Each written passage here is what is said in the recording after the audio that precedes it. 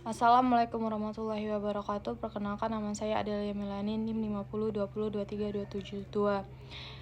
Di sini saya akan menjelaskan makalah Kapsel Hukum Pidana tentang teori pertanggungjawaban pidana lanjutan. Latar belakang, pertanggungjawaban pidana merupakan salah satu elemen utama dalam hukum pidana yang menentukan apakah seseorang dapat dijatuhi hukuman atas suatu perbuatan pidana. Secara klasik, pertanggungjawaban pidana masyarakat adanya perbuatan pidana dan unsur kesalahan. Namun, perkembangan masyarakat modern memunculkan bentuk-bentuk tindak pidana yang tidak selalu dapat dijelaskan oleh doktrin kesalahan tradisional.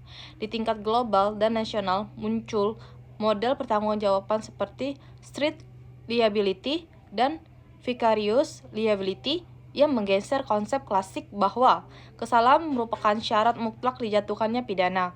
Selain itu, perkembangan teori seperti Auwevizek dan Van Alleskult atau AFAS memperlihatkan bahwa asas legalitas tidak selalu diterapkan secara kaku, melainkan dapat dikoreksi oleh asas keadilan dan kepatuhan. Rumusan masalah 1. Bagaimana hubungan antar konsep dolmegnetik dan asas lex scripta serta relevansinya bagi fleksibilitas dan kapasitas hukum. 2. Bagaimana konsep delik kesalahan dan penerapan teori AFAS dalam perkembangan hukum pidana modern. 3. Bagaimana penerapan bentuk pertanggungjawaban pidana dalam delik khusus seperti strict liability dan vicarious liability. Tujuan penulisan untuk memahami dan menganalisis hubungan dolmegnetik dan lex scripta dalam hukum pidana, untuk menjelaskan konsep kesalahan dan posisi teori AFAS dalam doktrin pertanggungjawab pidana. 3. Untuk mengkaji penerapan pertanggungjawaban pidana dalam delik khusus termasuk strict liability dan vicarious liability. Pembahasannya 1. Konsep Doyle-McDiarmid atau kegunaan dan lex scripta, fleksibilitas, PS kapasitas hukum. Pertanggungjawaban pidana dalam sistem hukum pidana modern selalu berangkat dari asas legalitas. Asas ini merupakan jaminan bahwa seseorang hanya dapat dipidana atas dasar peraturan yang telah ada sebelum perbuatan dilakukan. Salah satu bentuk turunan asas legalitas adalah lex scripta, yaitu penegasan bahwa hukum pidana harus dituangkan dalam bentuk tertulis dan tidak dapat berdasar pada kebiasaan atau interpretasi subjektif penegak hukum. Dengan demikian, asas ini memberikan kepastian bagi masyarakat bahwa lingkup tindakan yang dilarang maupun sanksinya sudah jelas, eksplisit dapat diprediksi. Namun, seiring perkembangannya masyarakat, penerapan hukum pidana tidak dapat selamanya kaku dan terpaku pada teks undang-undang semata. Dalam praktiknya, muncul konsep Doyle-McDiarmid atau kepatutan dan atau kegunaan yang memberikan ruang bagi penegak hukum, baik polisi, jaksa maupun hakim, untuk mempertimbangkan unsur kemanfaatan, rasionalitas, dan keadilan substantif. Konsep ini mendasari prinsip opportunisme atau asas kebijakan penuntutan, yaitu diskresi untuk tindak menuntut suatu tindak pidana apabila penuntutan tersebut tidak memberikan manfaat bagi kepentingan publik. Delik dan kesalahan teori dan perkembangannya doktrin hukum pidana klasik. Seseorang baru dapat dipidana apabila memenuhi unsur perbuatan dan kesalahan. Kesalahan mencakup unsur kesengajaan atau kelalaian.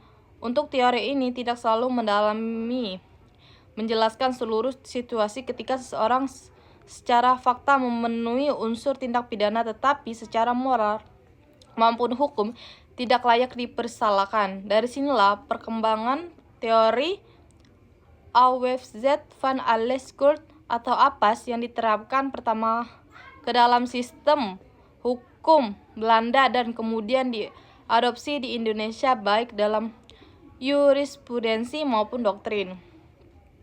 Secara substansi, APAS dapat diterapkan jika pelaku tidak mengetahui bahwa perbuatannya melanggar hukum dan ketidaktahuan itu tidak dapat dihindari. Contoh, excusable mistake of law. Pelaku berada dalam keadaan memaksa yang tidak memungkinkan memilih perbuatan lain. 3. Pelaku berada di bawah paksaan secara fisik atau psikis. pelaku mengikuti ketentuan resmi atau perintah jabatan yang sah. Pertanggungan jawab dalam delik khusus. 1. Pertanggungjawaban mutlak. Pelaku dapat dipidana tanpa pembuktian kesengajaan atau kelalaian.